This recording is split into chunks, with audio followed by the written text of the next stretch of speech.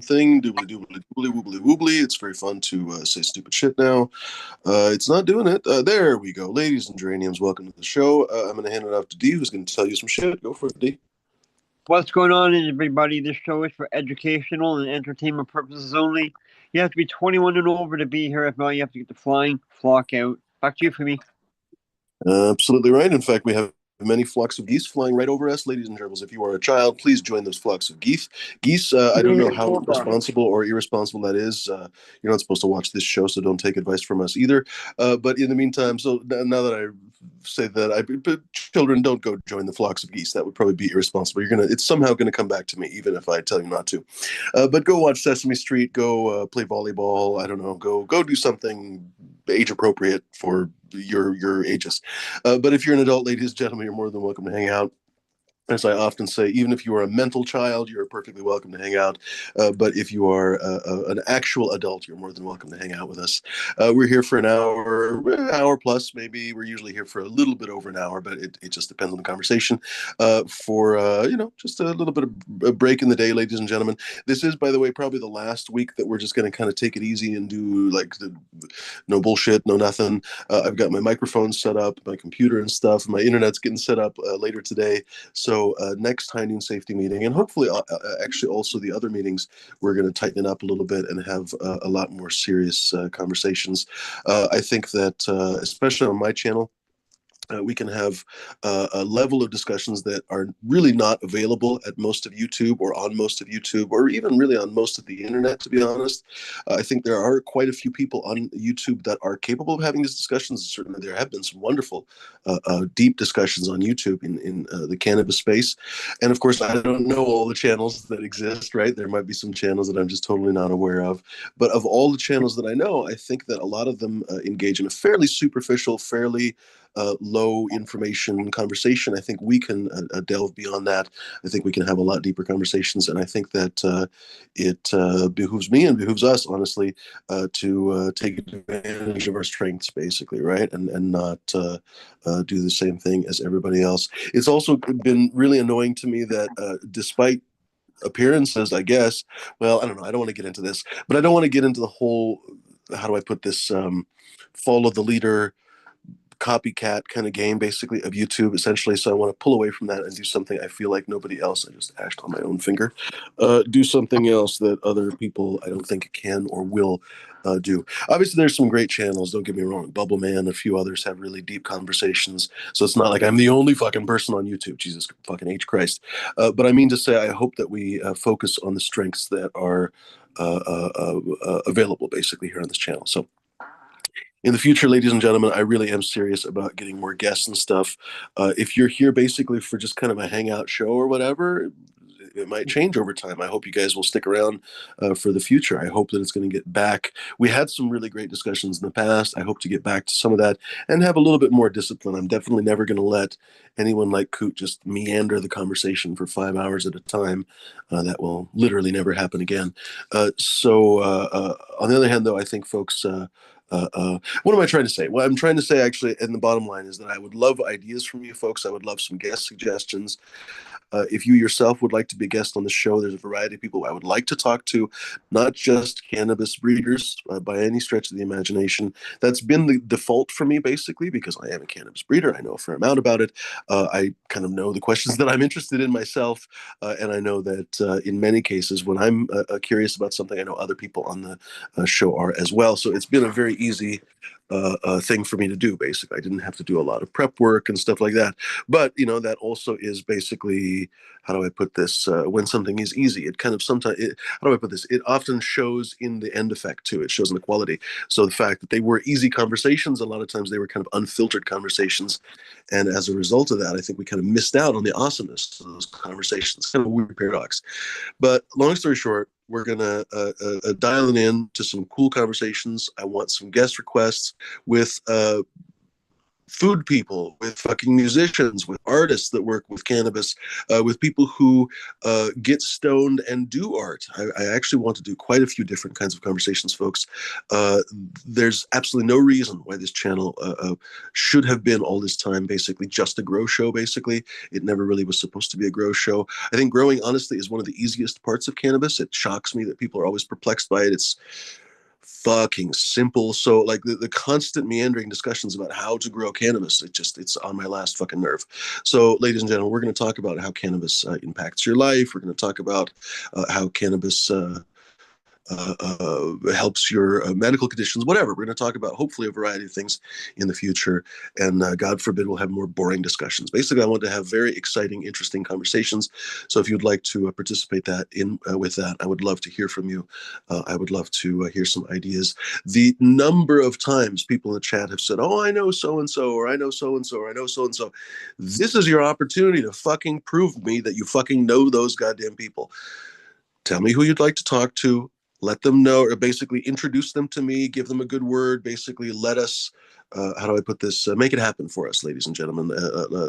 Spread the word of mouth. It's been infuriating to me that, how do I put this, I feel like I have been boxed out, basically, of the entire YouTube and everything else space. We're going to make an effort to change that, ladies and gentlemen. Whether or not that's the case, we're going to try to climb out of that box, basically. And I would very much like it if you would help. Clearly, you're here. I mean, obviously, you're watching it right now, when either that's live or on repeat.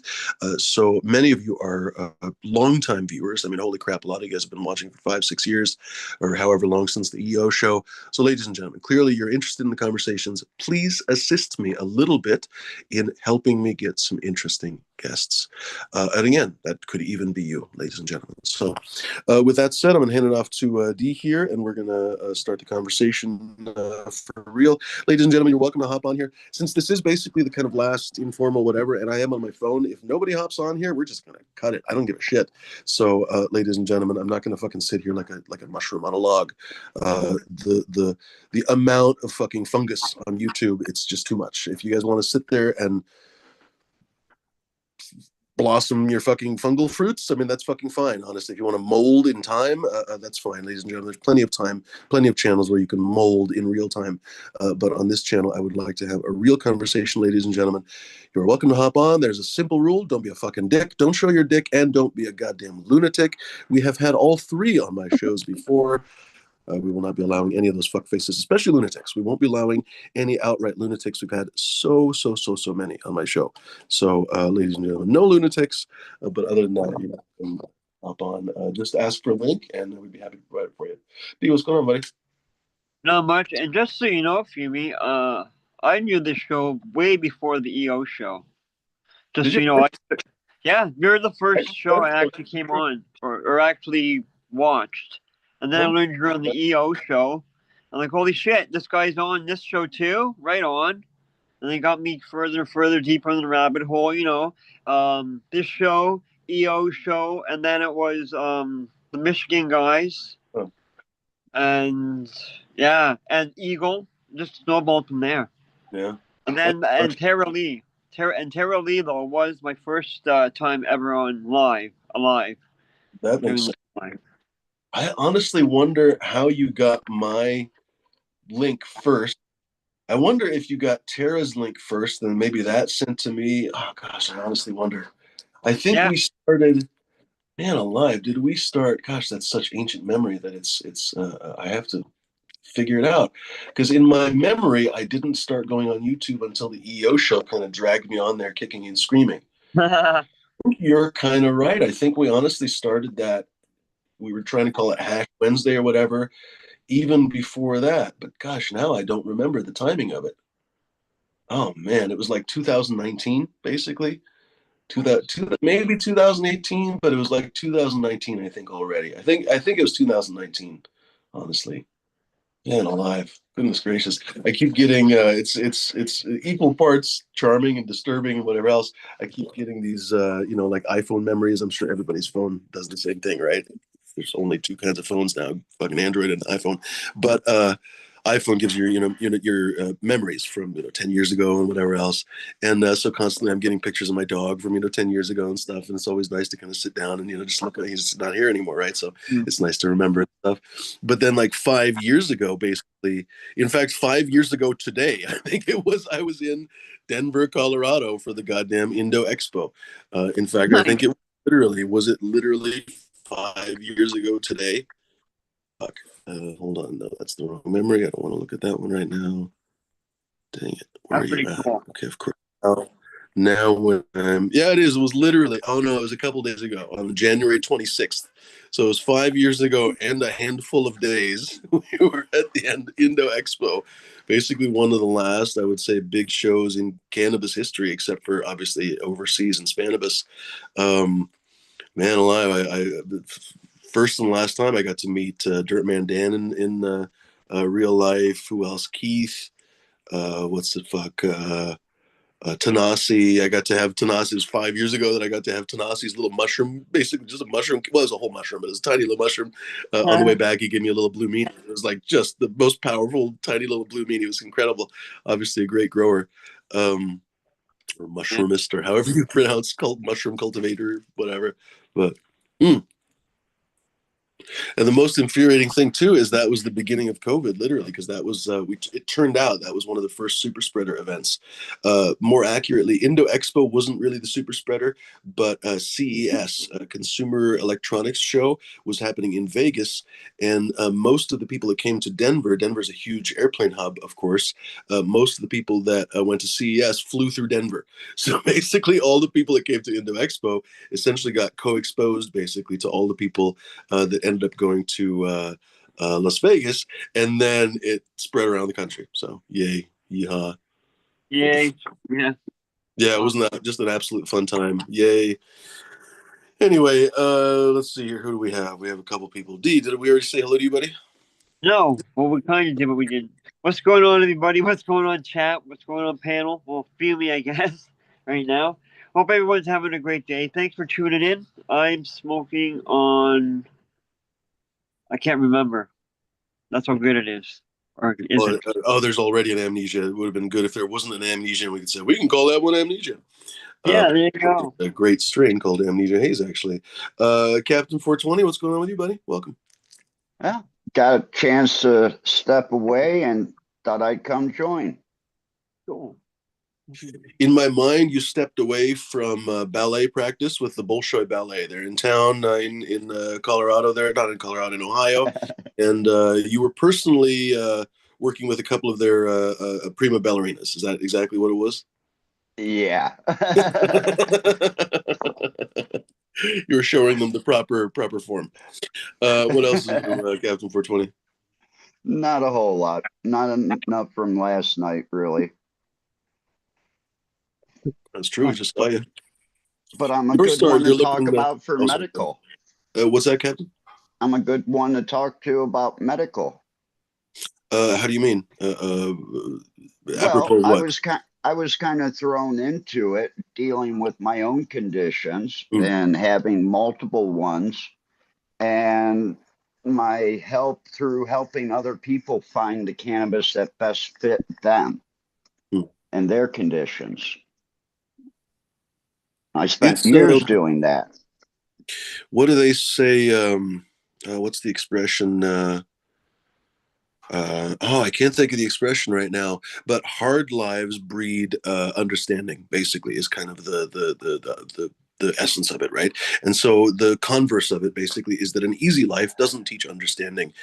This has been basically a trope in war movies, right? Where you get the guys from West Point, fresh, starch collar graduates that don't know fuck all, versus the guys that rose up from the trenches.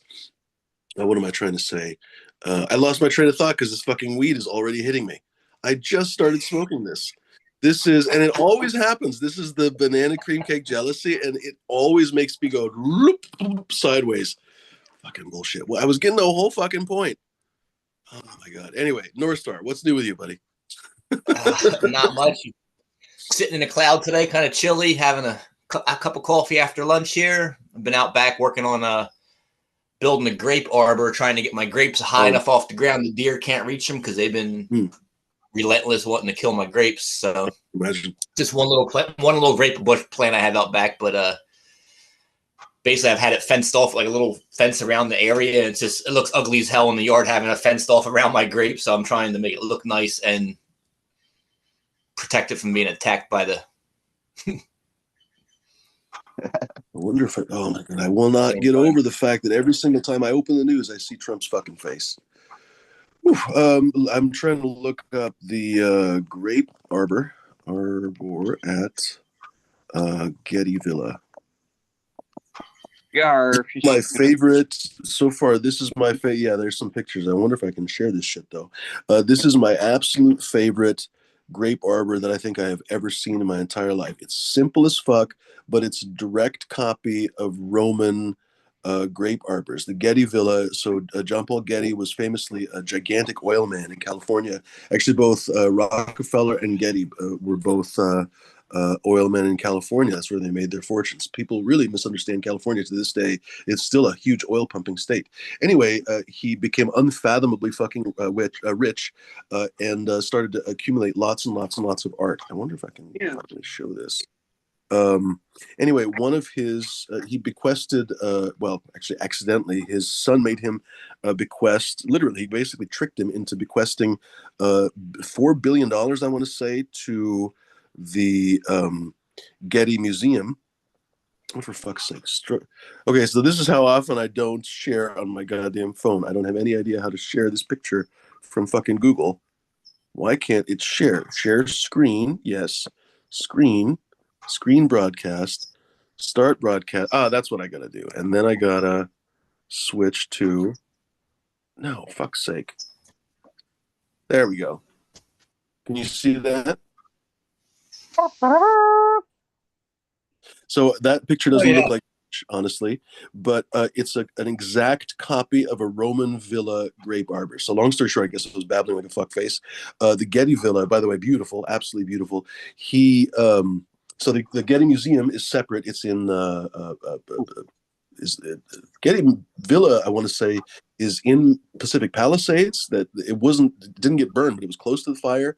But the Getty Museum, I think, is in it's not in Malibu. It's closer to the city. Anyway, regardless, basically, the villa itself was built as a house, but Getty never actually moved in. But anyway, what he did was he just literally went to Greece and Rome and saw amazing shit and just said, I'll take that, I'll take that, I'll take that, and basically brought wholesale pieces of Roman villas basically back to his beautiful property in fucking Pacific Palisades, Malibu, whichever one it is. Absolutely stunning, stunning, stunning property. And they built him this exact replica, basically better than real life, of a villa in Herculaneum, basically one of the towns that got destroyed by the volcano, Pompeii and Herculaneum, basically. Anyway, so this grape arbor here, especially when it's blooming, it just absolutely looks. So those are pictures of the grape villa. I guess they don't have all that many pictures of it, oddly enough. Anyway, long story short, I want to build. Did it stop sharing? I don't know if it fucking stopped. There we go. I want to build a grape arbor for my place because I'm in grape country, basically, right? And I really, really miss looking at that grape arbor. I think it'd be spectacular to go out there and smoke a cigar or something, smoke a joint, just kind of, go pick your grapes in the fucking fall. I think it'd be beautiful, honestly. And so simple, frankly. It's, I mean, as things are sometimes deceptively simple, but basically straight branches, basically. Obviously, you have to get really straight trees and lop off all their branches. So unfortunately, you probably have to kind of grow your own fucking trees to do it right. And then basically they were tied off, I think, with hemp rope, I think, at the bottoms and tops, basically. And the whole thing is just kind of a colonnade, basically, of grapes that they just kind of stretch over the arbor. Fucking looks so good, honestly. I don't know why I got into that goddamn meandering, whatever. Captain, I remember actually what I was going to say about the hard experiences teach you kind of empathy and stuff, is to say one of the problems I think a lot of people have when they go to a doctor is that a lot of times the doctor may know a lot about the condition that they are experiencing, but has no fundamental empathy, has never actually experienced that condition. In many cases, the doctors are quite a bit younger, quite a bit healthier, and so on and so forth. And so the people don't have this kind of bridge of understanding, basically. At least that's what a lot of people say, right? I don't know if that's always true, but I think that in many cases, like you were kind of getting at, when you're talking to somebody about medical cannabis, a lot of people just assume it's a joke, right? A lot of people just, oh yeah, medical, yeah, of course, yeah. He went to the doctor, he was like, oh, my back hurts, I need weed, my back hurts. But they don't actually realize that weed actually helps quite a bit in a lot of ways. For me, it helped tremendously in insomnia and everything else. Even though I have a lot of pain issues, it helped me profoundly with my sleep issues, which were one of my biggest issues. But for a lot of other people, it's the chronic pain, or it's the undereating, overeating, glaucoma, you name it. There's a fucking million different things that cannabis can help with. And not only that, it has this real ability to kind of reset your whole body's health in a strange way, right? So a lot of people that don't really fundamentally have never been ill, I guess is what I'm trying to get at, wouldn't really know how to approach talking to someone who has been ill. And there's never going to be a real bridge of understanding between those two people. The one person can know, but it's a little bit, I guess that's where I was getting to with a West Point graduate. It's like the person who knows everything about soldiering, but has never been to war. The doctor that went to medical school knows every single possible thing about medicine. I'm sure they know. I'm sure they will become a great doctor one day, but they haven't yet because, for example, they haven't ever experienced sickness or illness or death or anything else, right? So I think that hard experiences are one of the only ways really to teach you understanding of other people. And it's unfortunate that's the case, because basically what it means is you have to go through a fucking shitty life in some ways to understand other people. But it's one of the reasons, interestingly enough, that so many comedians have gone through really tough childhoods. Not always bad childhoods, right? But challenging, right? Challenging childhoods, we'll put it that way. They were not usually coddled, basically. Funny people were rarely coddled as children, I guess you can say. So I don't know. Do you agree, Captain? I guess is that where you're Yeah, getting at? yeah. If you have the problem and you deal with it every day, your outlook on other people is a lot more open. Yeah. I let a lot of things Yeah, slide with my, fundamentally what it's like to be. Sorry, go ahead. I go through every day and, I'm completely different than my mother taking care of my father. And she gets really upset at him and everything like that because he acts a little bit different when he screws something up that, he used to be able to do. Mm. And I'm trying to get her to understand that, you can't get mad at him. You just have to accept it and say something if, I mean, the on way some he level, acts. how do you put it? Like, I'm not arguing with you, Captain, but it's one of the interesting realizations of life. She can get mad, right? It is an absolutely infuriating situation, but the wrong person to get mad at is your father, and obviously not her. Obviously the anger should not be directed at a person, but it's justifiable on some level to feel anger in that situation, right? Like, not only is your father frustrated, imagine losing the ability to do shit you did your whole fucking life. Like, what the fucking fuck, right? And unfortunately, that's what old people go through all the time. They lose the ability to do simple fucking shit. Imagine how frustrating that would be. That would be like not knowing how to read anymore or something. What the fuck, right? And then at the same time, your mom is experiencing that same kind of loss through another person and his inability too. It's an incredibly frustrating situation. So the absolute madness, the madness of it rather, is that your mom is kind of justified in being frustrated. But again, she shouldn't be getting mad at your dad, right? He didn't cause that problem. He would in a blink he would stop it, right? If he could control it, he wouldn't fucking stop being able to whatever the fuck he stopped being able to, right? So it's like the last person you should blame is the victim of the situation, right? But it is a superhuman thing to do. Yeah, and I'm just trying to get my mom to understand because, I've been dropping things for 30 years now since my accident. Mm-hmm. Today I have very little feeling in my forearms and hands and my feet because I've been going through a sciatic problem for the past week and a half now. But, it's things that, okay, well, they happen. You can't really get mad over it. You can cuss and swear if you pick it up, but there's nothing you can do about it. It's shit that happens. It happens when you get older, and it happens after you have a traumatic injury. It can't be, we can't fix it. We just have to accept it and how to live around it. My phone is ringing because some junk mail bullshit is calling me again. I've gotten so many spam calls lately. Oh, it looks like it's going away now. Maybe. Fuck. Anyway, fuck was I trying to say? It's an interesting thing, Captain. You've definitely seen that. I mean, I don't want to exclude everybody else. Oh, by the way, we didn't even say hello to Hardcore. Actually, let's say hello to Hardcore first. What's going on, buddy? Oh, he stepped away. He's off talking to the lady of the house working on. No, I was just gonna say he's a carpenter trying to convince the lady of the house that he really needs to see the back room there. But so I guess Captain saying we don't really broach this that often because it's I don't know, for whatever reason, I guess we don't really broach it. But it's an interesting thing, right? That a lot of people consider medical cannabis to be a fucking joke, right? And in many cases, I kind of understand it, right? Like I guess there's it's the fiber people calling. I got you. So what am I trying to say? That in some cases, for example, LA was famous for these kind of underground, or in many cases, illegal weed dispensaries, right? Sometimes they got raided and everything else. And their whole pretext was that it was medical, right? Like everything was fine because it was medical.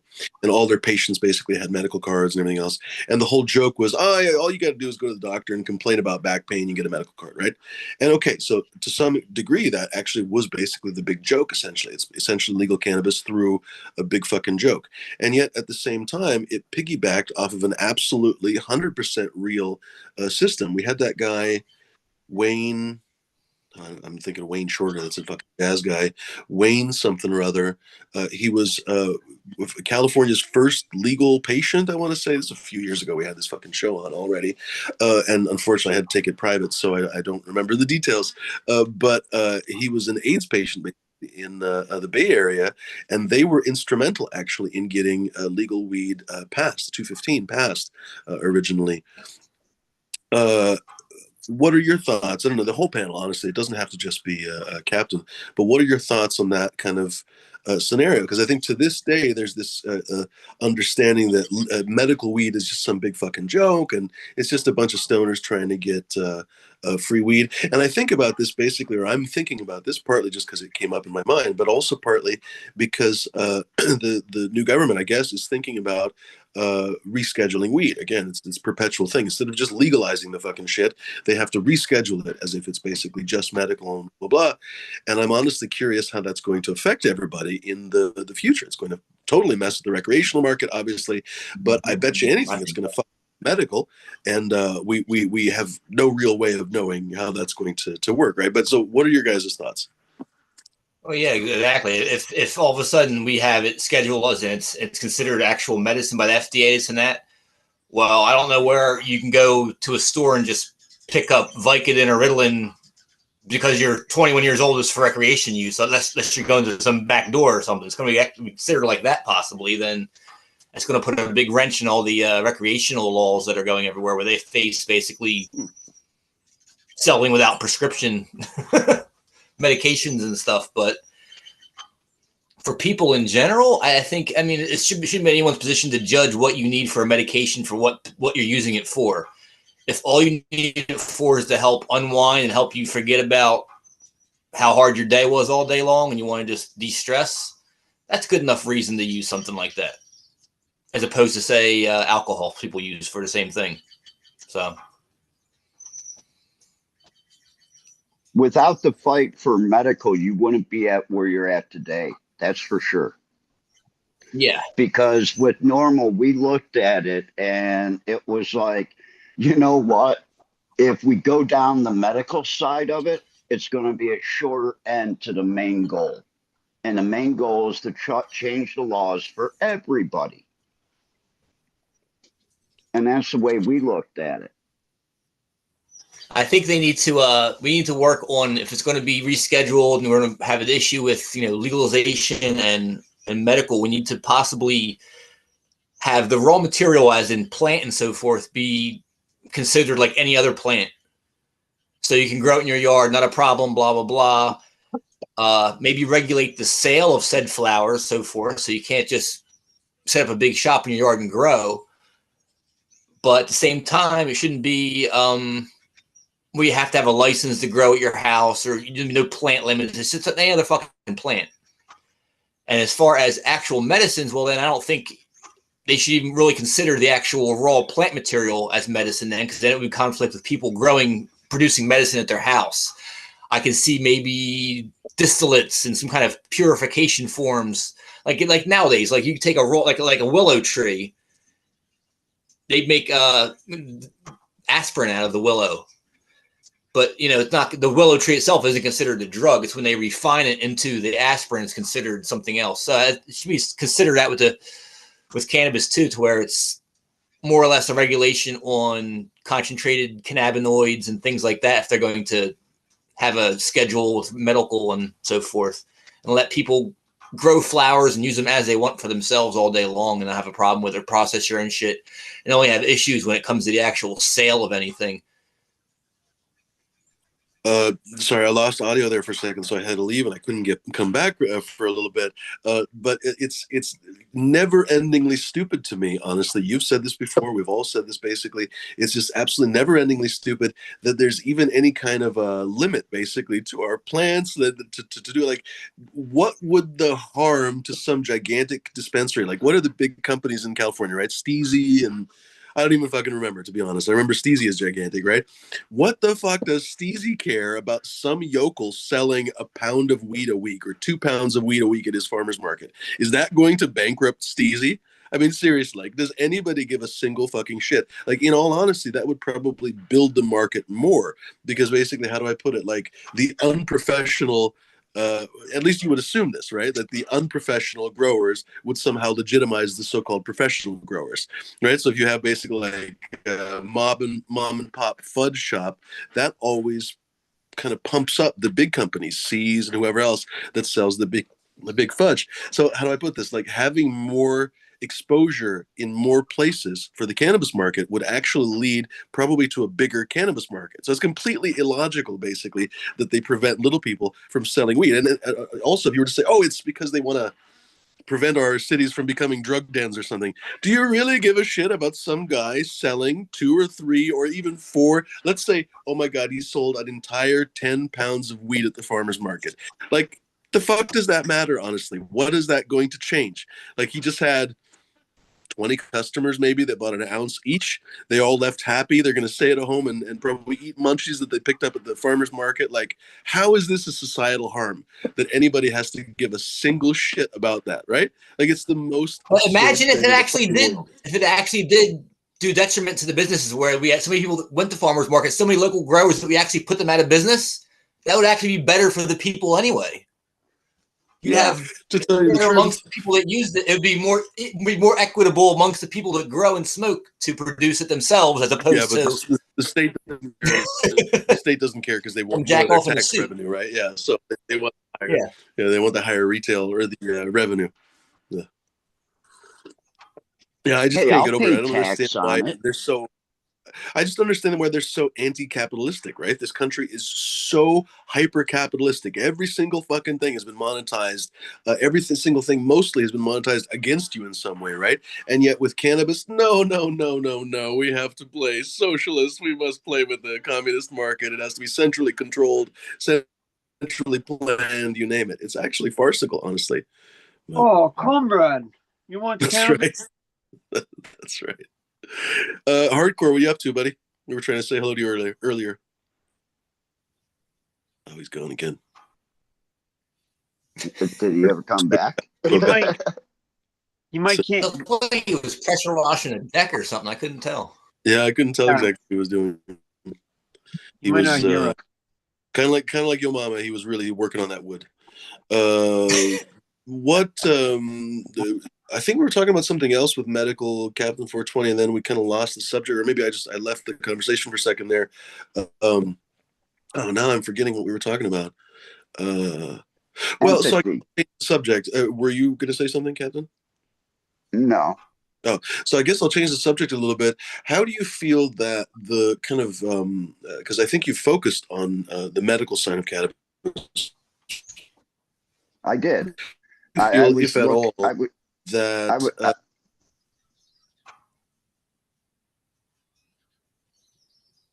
are we just talking over each other? Or what are we doing?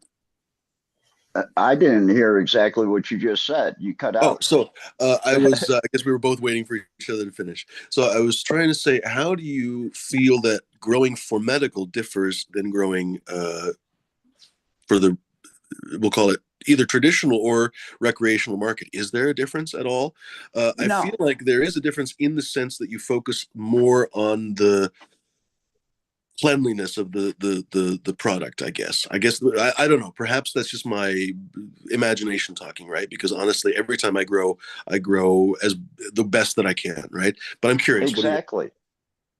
No. You hit it right on the nail. If you take pride in your garden, it's going to be a nice, clean garden. So I think, if you grow for medical or you grow for recreational, you should, just like you said, grow the best you can. and North Star, would you I And agree think the with only that? difference is plant selection, possibly. You yeah, might take more of a I was selection trying to for say certain the selection will cannabinoids. be completely different. Yeah. Yeah, that's why I think the main thing is cannabinoid. You might be picking for. You're less worried about the smell or the look. If it's truly medical, you're concerned with the effects. So I think yeah, that would be the main thing you're focusing on is the proper effects for your condition.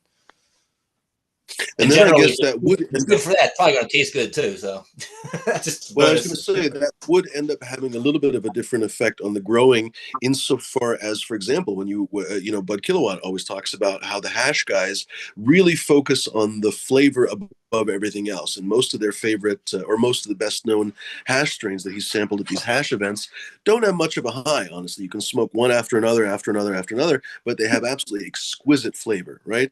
That would never work in a medical scenario, right? And then also, if you were to select for those hash varietals, you'll end up growing them in a very different way than you would with those medical varietals. You would probably take those medical varietals, hypothetically, you don't always have to do this, but hypothetically, you would take the medical varietals a longer cycle. You would probably let them finish longer, so they really maximize any of those cannabinoids that you found in the cultivars that you selected for. Whereas in the hash washers, purposefully they always early finish them, basically, right? Or at least they try to finish them as fast as possible. Perhaps not early, but as fast as possible to preserve that beautiful color and everything else, and also just to flip over to the next run, right? Whereas, like I say, for medical, that would be a completely different process.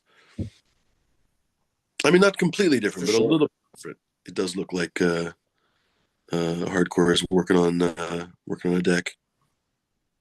yeah, we would probably take it out to the finish time and not take it at 60 days like the hash maker would.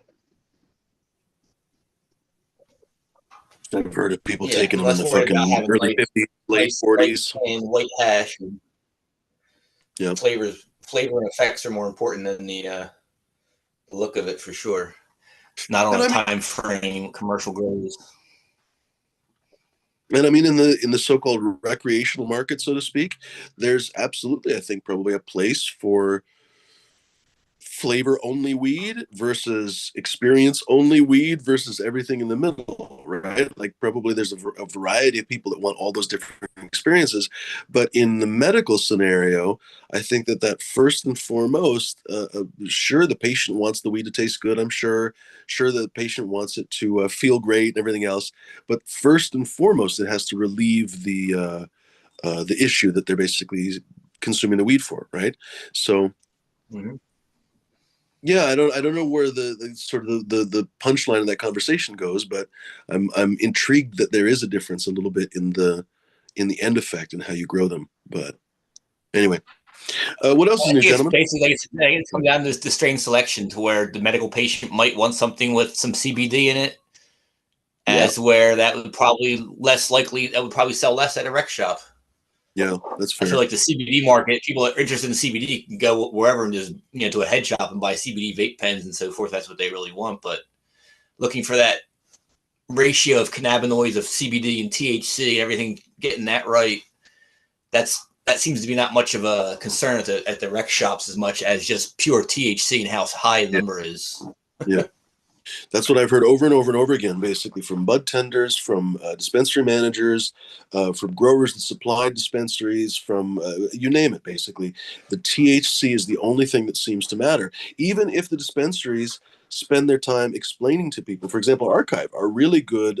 Well, Archive, I'm sure from breeding, but Archive has their own dispensary up in Portland. And they're actually really good at telling you everything about the strain. I'm always surprised when I go there, and if I go buy some bud or something, I'm always surprised how much they tell me versus other places where they basically don't know the difference between one strain and another.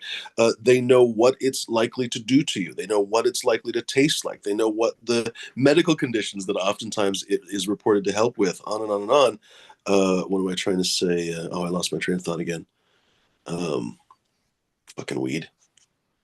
Oh, I was going to ask, whatever I was trying to say, I was going to ask Captain 420, how true is that I think that the CBD ratio is important for the long-term pain management? Because that's something that everybody says, but we never really delve into, I guess. I don't know.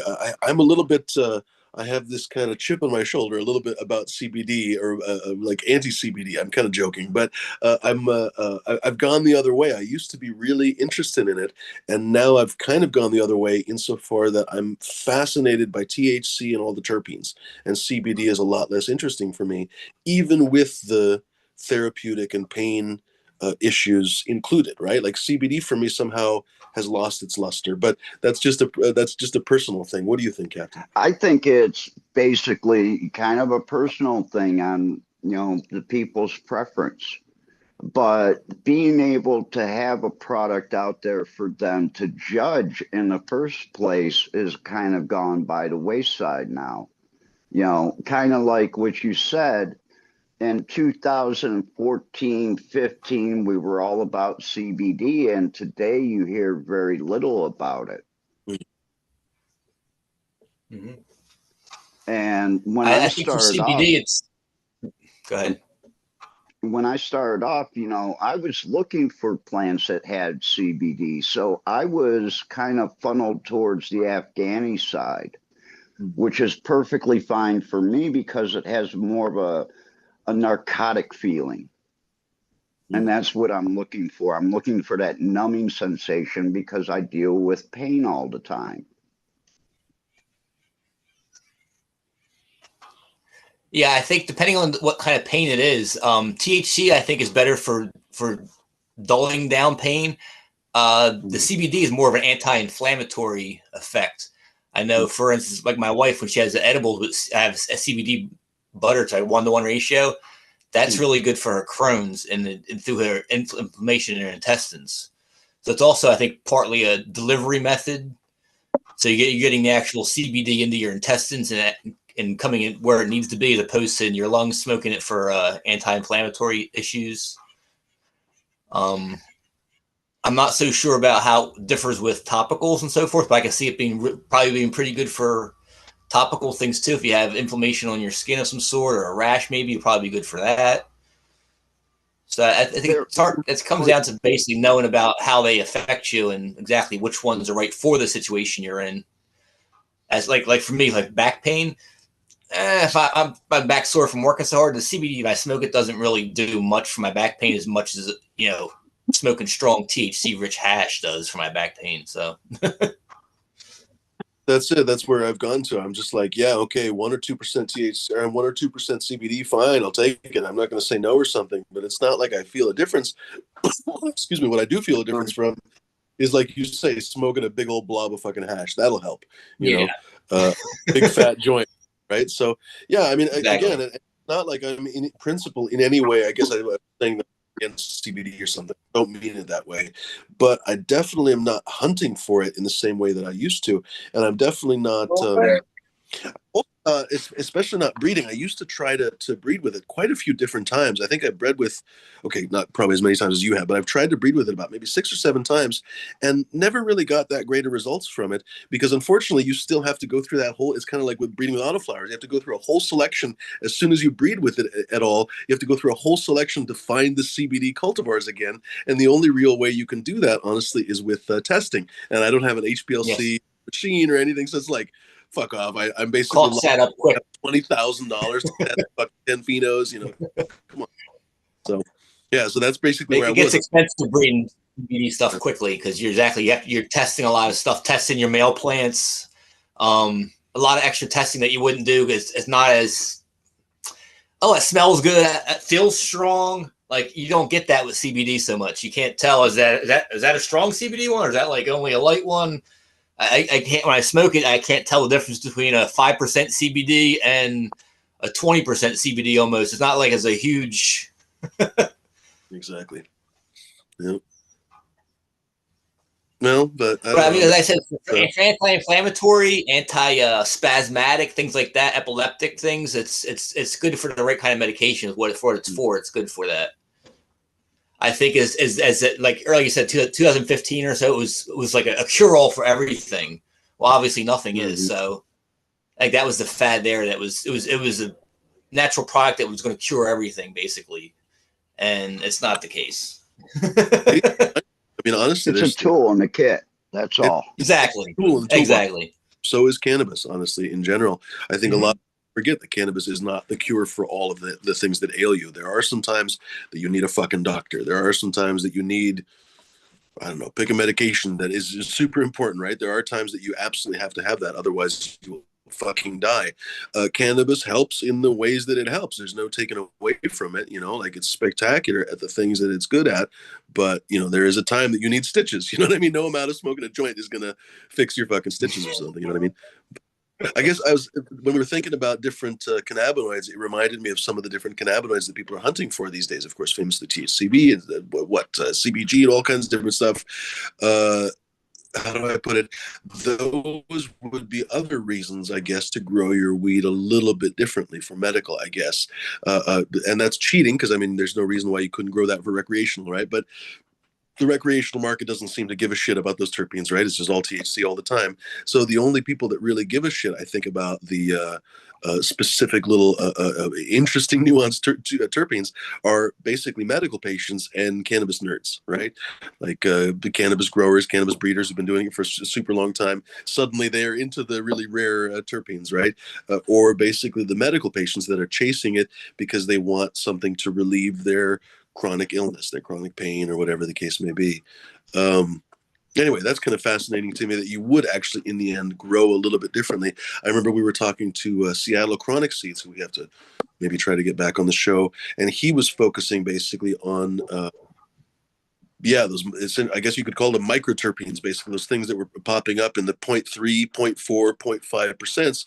And he was trying to then breed to enhance those in some way to pull out the different medicinal properties. Anyway, interesting. Good discussion so far today.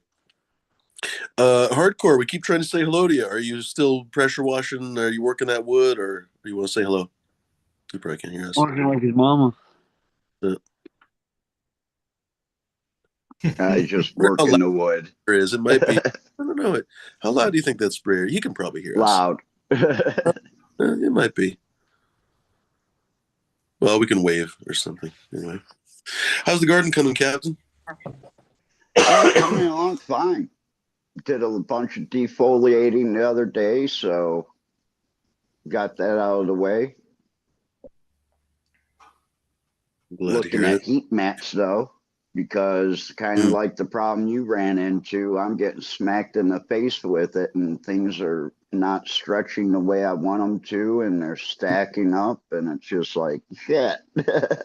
Yeah, you have a very large space, right? Like basically both of us right now are trying to figure out how to work in essentially cold spaces. I mean, yours is probably colder than mine, but I used to grow in a basement, which was nice and easy because the basement walls kind of everything, and the base temperature was always a pretty stable, reasonable growing temperature. You could actually grow weed at basically like what, 64. The wheat's not going to be super happy at it. I think it was about 64, 65, almost entire year.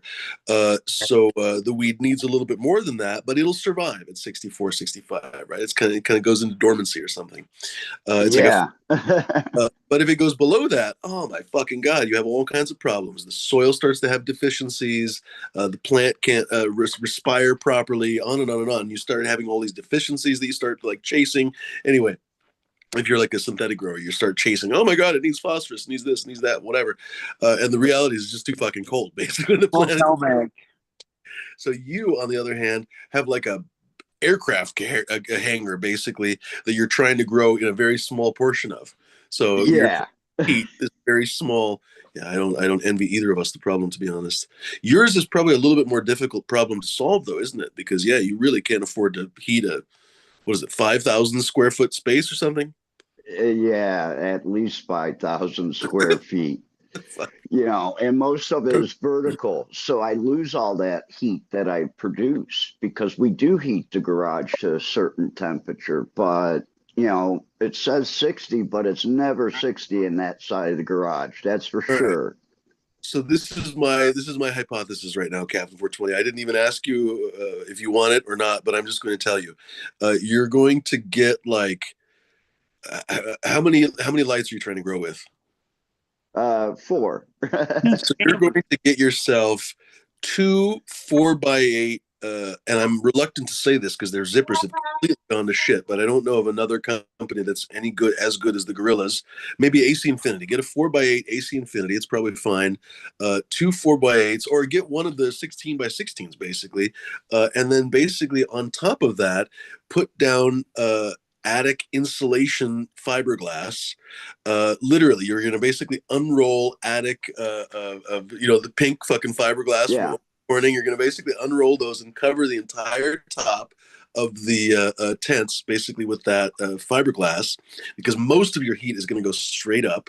And then on the sides, you're actually going to yes, you're going to put up I mean, I guess to save money, you could still use like rolled fiberglass, but you'd have to have a whole contraption to hold it up or something. So the easiest would be just to get like, what did I say, 16x16? So you're going to get like what, 12 rigid foam panels that you're going to literally put up against the walls and kind of tape together and string. You probably have to string them up over the top so they don't flop over. And then you're going to basically have to remove the panels. I think, I haven't thought of that. How are you going to access? You could probably just walk in. You could probably just basically move one panel, have one panel on a hinge, and then, open up the freaking tent and go in there. You're basically making an insulated room inside your space. That's what I would do. And this is what I've come up with is heating mats. Oh, here, let me show you. Let me spotlight you. So you've got heating mats all over the floor. Is that the idea? Yeah. And you get the agricultural ones, so they're okay for, getting water on them. They make them for mushrooms and things like that. Mm-hmm. So you can get a 4x8. Oh. Yeah, they even make bigger ones, but I do know they make a 4x8. It would be basically like radiant flooring, essentially, or what? Yeah. Oh, all right. And that's the way I'm going to go. Because my root temperature does need to be about 70, 72 degrees for rapid growth. Huh. And then hopefully I'll be able to keep the canopy at about 76 to 78 degrees. And then I won't have the problem that I have where they're just stacking like every half inch, 3/4 of an inch, like they are now, because they're saying, fuck, we're cold. We're going to stay small. Like, intriguing. Go ahead, D. That's all right. I was going to talk about shrinkage in a pool, but never mind. Oh shit, are we still? Well, that's another thing too. I have to keep my water inside the basement of the house. because the basement of the house opens up into the garage, and I've got like 3 steps, so I just keep it inside the basement right next to the heater. Oh, so it doesn't. You can't water with cold water. You shock them. You get shrinkage.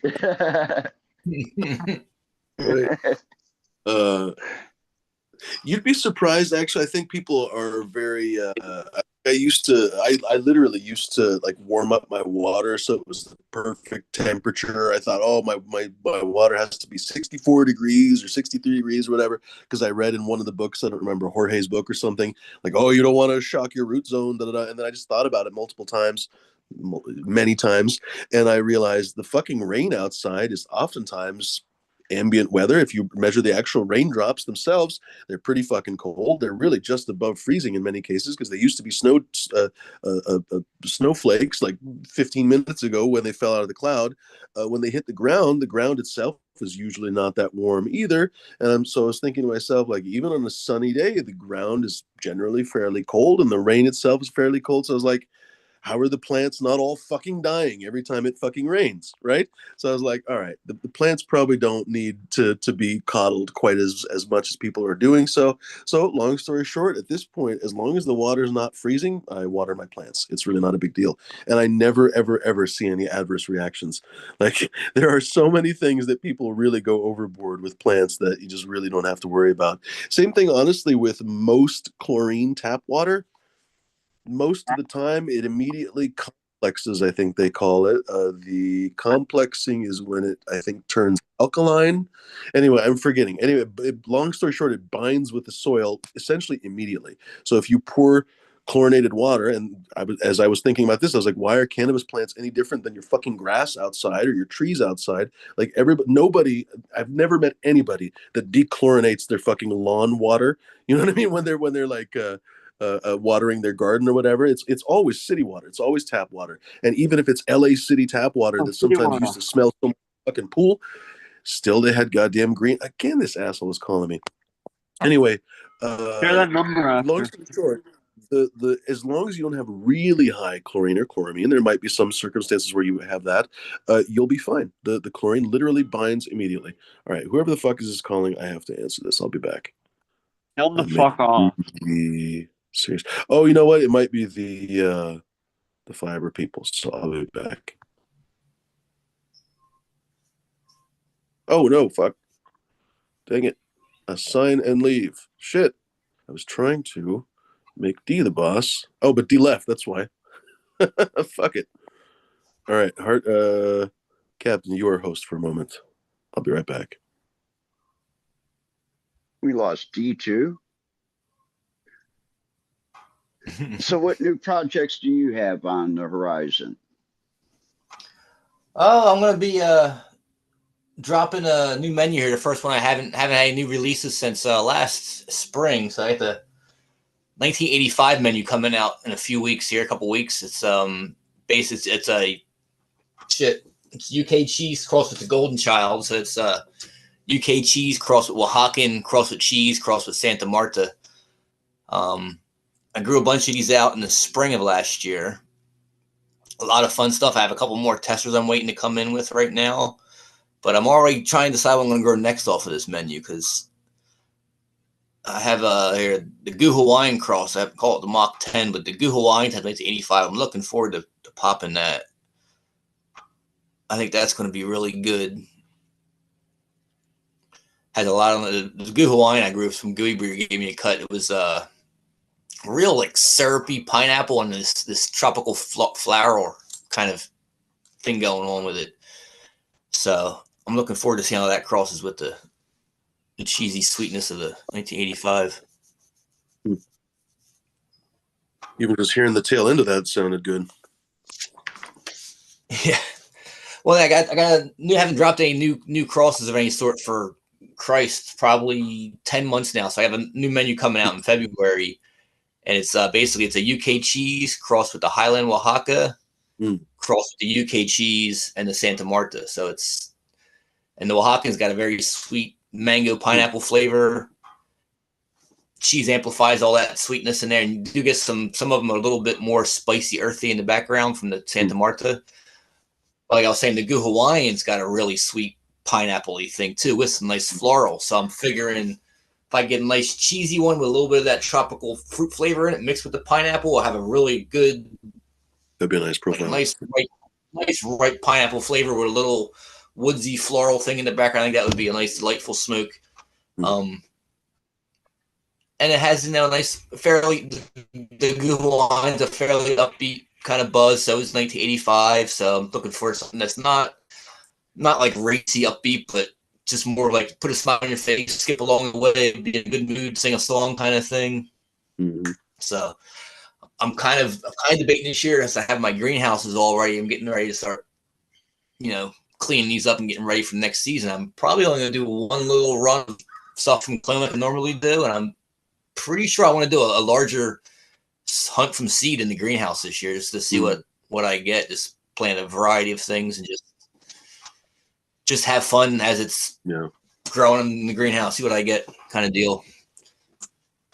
And as opposed to like, you're lucky you can finish. I'm not taking clones of stuff. I'm gonna maybe re-veg anything I want to keep, but I'm not gonna take clones of stuff. And usually that's what I do. I do like a micro grow, so it's like little tiny plants. But now I'm gonna have 5 or 10 gallon pots more than likely, so it'll be a nice change from pheno hunting little tiny quarter-ounce plants to quarter-pound plants. That sounds great. Well, gentlemen, I don't know. Maybe we'll start to slowly wrap it up here. The internet guy is going to come over here in a bit, so it's going to be. I don't know. Do you think he's going to be weirded out that it smells like weed in here? Probably a little bit, but it's probably not that weird for like they smell weed all the time. I'm sure the internet installers. I don't have to air this fucking place out, right? Yeah, it'll be fine. I try not to smoke smoking a joint on the way to your house. That's right, exactly. He's like, oh, it smells like home. That's fucking great. Captain, what was I going to say?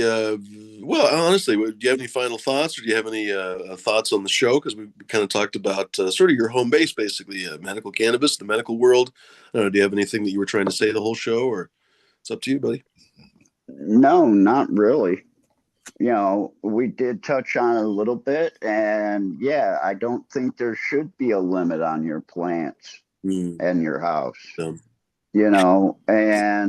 And why can't you sell like you can get? It's very easy in most states to get a cottage license. In some states, you don't even need a cottage license to sell cupcakes, fucking brownies, whatever the shit you basically make at your house. In LA, literally in Los Angeles now, you can get food from private kitchens. They drastically loosened their food inspection rules. Well, they still inspect the kitchens, of course, so they're still they have to be up to code, and they still get the A rating and whatever, A, B, C, D, whatever. But you can literally get food delivered to you from your neighbor, basically, that makes tamales or whatever the fuck. Well, so why can't you sell fucking weed that way? It's idiotic. It's absolutely beyond comprehension. And what, we're just trying to protect Steezy's fucking market share or something? That's not how it's supposed to fucking work, right? So it's farcical. If you look at Michigan for $12,500 basically out the door is your micro business license. And that allows you to flower out 150 plants. Flower out. It doesn't mean, it includes veg or it excludes veg in that 150. But you're allowed to process everything on your property. And if you want to throw up a little store and sell to the public, that allows you to. Wow. And I think every state should do something Is like that how? I guess we've never really asked him. Is that how? And I don't want to, if he's not doing this or something, I don't want to point fingers. But is that what Red Setter is doing? Basically, did he set up a little operation like that, or what's the story? To tell you the truth, I've never asked him either. We should ask him one of these days, because he seems like the kind of guy who would do exactly that. That sounds like so much fun. Yeah. My next question is, can you actually make a living doing that, right? Sorry, go ahead. There's quite a few people that are doing that. And, if you could do that here in Ohio, I know like 50 people that would be at your door the day that you said, hey, I'm going to have flour ready. because we're all tired of this dried out fucking flour that when you go to break it up turns into powder. We're tired of And the so dry I guess shit. now we know why those big companies are scared to shit basically about the little guys, because as you just described, probably Exactly. the entire market would go to the better weed. It would go to the farmers market quality stuff. So they have to keep out the little guy because they can't sell their swag otherwise, right? Exactly. They're missing out on the high dollar people. They've never thought You about just know, not growing swag. There's like no one with an MBA at the fucking organization was just like, hey, what if we just don't grow they dog shit want, a little bit? but you don't make money off of taking something 70, 75 days instead of cutting it down at day 58. Oh, you don't have It's, to take they're 75 trying to fucking put days. out Holy shit, there's so their, many everything in mine. Okay, not everything. There's a couple things that are a little bit longer, but the memory loss, the memory loss cut, the what did I call it? Anyway, that one goes a little bit longer. But a lot of stuff, my Morganas and stuff, go 60 fucking days. You don't have to go 75 days for good weed. So that's just an excuse that they give everybody. Oh, we can't take it. Fucking 89 days. Shut the fuck And you know up. what their There's a problem million. is? The people there, they're always trying to figure out how can we scale this up? Yeah. How can we do this cheaper as opposed to how can we do it better? Yeah. How can we make a yeah. better product? No, it's how can we get it out the door faster? How can we make it do more of it? How can we end shitify this and make They got the more wrong goal, the wrong end goal. That's it. What a tragedy. You Yeah. know, it's I'm like talking about Budwe- go ahead. Budweiser to a good IP. Yep. You know, and that's the way that Exactly. this is the way I'm taking a look at it, because I'm getting a lot of people's feedback that, damn, where did that weed from like 10 years ago go? I said, most of the people out there, they don't want weed that has a little bit of a moisture content in it. But there is a select niche of people, and these are older people or people that understand the difference in quality of the flower, not being totally dry by the time you get it. And these people are willing to pay a little bit more for that. Oh, I totally fucking It's exclusivity. it's so harsh. It's hard to smoke. Like, even if it was nice sticky weed when you fucking started, if it's too dry, it just turns to powder and you can't like hold it in a joint. Like it's like holding powdered sugar or something. It's ridiculous, right? And even powdered sugar can condense, right? Like it's just garbage. Like trying to roll a joint with rice or something, right? And then when you smoke it, it's harsh on the back of your throat. It makes you cough. The particles are so fucking dry that they fly out the back of the joint and get in your tongue. It's disgusting. Yeah, no, Yeah. no out of 10. That's it. So 1 I minute think warning. that may be the next niche market right there, is weed grown from your basement still. That's right. We give you that funky smell, that funky basement smell that only we can give you. Hey, I A want to little bit of smell old you pizza Big walk smell. in. basement. I Just want to a hint smell of when you walk into the room. just a hint of dead bat that died there a while ago. Like only we can give you that smell. Ladies and gerbils, let's reconvene next week. So, folks, I'm quite serious about this. Before we say our goodbyes, anybody who knows anybody who wants to start coming on a little bit more serious, I was Mercer before you hopped on. I said I'm setting up my little studio here. Finally, have enough space for my microphone and stuff. So we're going to try to be a little bit more serious in the future. We're going to start recording the shows again. I mean, I guess this is recorded on YouTube, obviously, but I want to record it on my audio recorder so I can put it up and make it sound really good on the podcast and stuff like that. So hopefully back to a little bit more serious stuff. So for anyone that has ideas of guests and Captain 420, I'm sure you know some people. Definitely doesn't just have to be breeders. I was saying that I've defaulted to mostly breeders because it's fairly simple to talk to them, right? Like it's I know the questions that I want to ask. A lot of the stuff that we're already savvy about the whole conversation. But long story short, a lot of times it would be nice to talk to people that we don't know the answers to the questions, right? So it'd be lovely to talk to people who know about weed and other things, weed and food, weed and sports, weed and healthcare, weed and medicine, you name it. But also, like I was saying, artists that use weed. Anyway, people who are kind of in the cannabis culture, I would love to talk to folks whose lives have been affected by weed in one way or another, right? Because again, this show and my main channel basically were always an offshoot of my tasting group, right? So want to get back to that. Weed and Whiskey D is saying, well, we might get back to weed and whiskey, but there has to be an incentive to do it. You know, like for a while there, it was basically just Captain 420, maybe Wes and me getting drunk, pretty much, and that was it, right? So as fun as that might be for people to watch, I don't need to get drunk on YouTube. Headache. But if we can get back to actually, like we were talking about, you know, we used to do the kind of whiskey sampling and talking about it was supposed to be literally weed and whiskey because experiences basically, right? But yeah, a lot of people, well, for good reasons. Some weed people honestly are they avoid alcohol for one reason or another, so I'm definitely cognizant of that.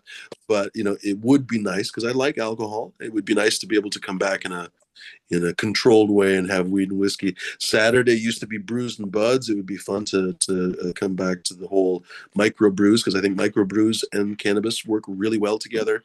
Coffee and cannabis, et cetera, et cetera. So folks, literally ideas, please let me know. I think I literally just fucked up my payment with my Proton Mail, so I need to just get back and actually like change the credit card or something because my Proton Mail hasn't worked for kind of 2-3 months or something. And I was like, why doesn't it work? I don't understand. Yeah, it must be that. So I have to just check that. So ladies and gentlemen, don't email me Proton right now. Email me or DM me rather at Discord. If you're not on Discord, that would be a good opportunity for you to find the link. Just ask D or somebody that can provide the link for you. Blue name in the chat, for example, for the link. We'd be happy to ask you. Instagram, you can always DM me on Instagram, and of course, let me know during the show. Tag us so we don't miss the comments, because right now I don't see the comments. Ladies and germs, let's start saying our good afternoons. Hardcore probably can't say anything anyway, so we'll probably just wave to him. But who wants to go first, Captain?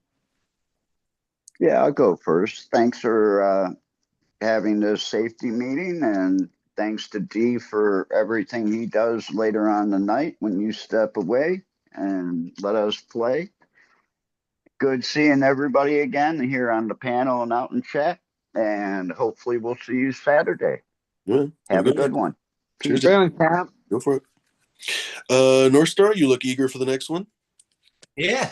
Yes, thanks everybody. Thanks for having us on here. It was a good chat today. Much needed safety break. I was getting tired of getting drizzled on out there building, so it was dry me off and warm me up a little bit. There you go. A bit of a genetic supply.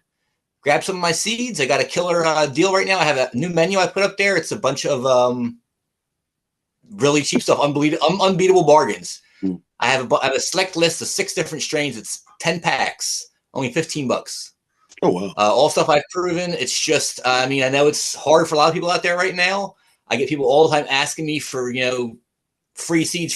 I'm like, I can't constantly give out free seeds. It's like, you know, it gets expensive on my end at some point, but $15 for a pack of seeds is not that much to start if you really actually care about growing cannabis at all. Yeah. That's cheap. Yeah. So, especially better than growing bag seeds. I also got a raffle going on, so nice. Yeah, I got a raffle going on too. So every $25 you spend, you get a raffle ticket. At the end of next month, we're going to have over $1,800 in seeds going out. So get a chance to win some seeds too. Right on. Take care of each other. Give your loved ones a hug, and you guys have a good week. Yeah, man. You too. Have a good one. It's a pleasure. Hardcore. Let's wave at him. I don't know. He's probably not going to see. Hardcore. Bye. Do you go for it, buddy? Thanks everybody for tuning in. Thanks to the scammers calling me during the show, trying to disrupt the show. Fuck you. I hope everyone has a great week, rest of the week. Don't forget to tune in Saturday for the safety meeting. 10 o'clock Eastern Standard Time, 7 o'clock Pacific on the Fumadoro's second channel, the Fumadoro channel. With the pre-show on my channel, you can find me on DZombie _ what is it, 792 or something? 745. 745, that's right, 745. Thank you, Fumi. And thanks to Fumi for putting all this together like always, buddy. Cheers, D. See you, my friend. And I guess that leaves us, ladies and gerbils. I don't see the chat right now because I'm on my phone. Literally, the fiber optic guy is on the way apparently, or he's, I guess, a little bit delayed. So, but anyway, within an hour I'll have fucking internet. Isn't that ironic? So next show, basically we'll have internet. It'll be just fine. I'll be on my computer and stuff. So, ladies and gentlemen, thanks very much for hanging. Very much. Yeah, thank you for contributing to the conversation. I didn't see your guys' chats. Usually I do, of course, and I always say that the chat is very important to the conversation of the show. Today it wasn't as much, mainly maybe because I couldn't see it, but folks, always feel free to say hello in the chat. Feel free to chime in your comments, questions, concerns, whatever. As we discuss things, please feel free to, in the future, especially as I bring back guests and stuff, I really hope that you engage in intelligent questioning and so on. I'm actually quite serious about making that I don't having. I think that that's a niche that maybe we can explore that nobody else is exploring. There's probably a lot more money in the niches that everybody else explores, but at least maybe we can specialize in this and at least carve out something for ourselves, I hope. But if nothing else, we'll just actually have interesting discussions. So, folks, thanks very much for joining us. Don't forget to be kind, be decent, be gentle. Don't be fucking pricks, dicks, or goddamn lunatics. What do I normally say? Did I already say be kind, be decent, be gentle? I did not. I don't think I said be kind, be decent, be gentle. But ladies and gentlemen, make sure to puff something wonderful. And until we meet again, do I have any significant announcements? I guess really just that. Please let me know of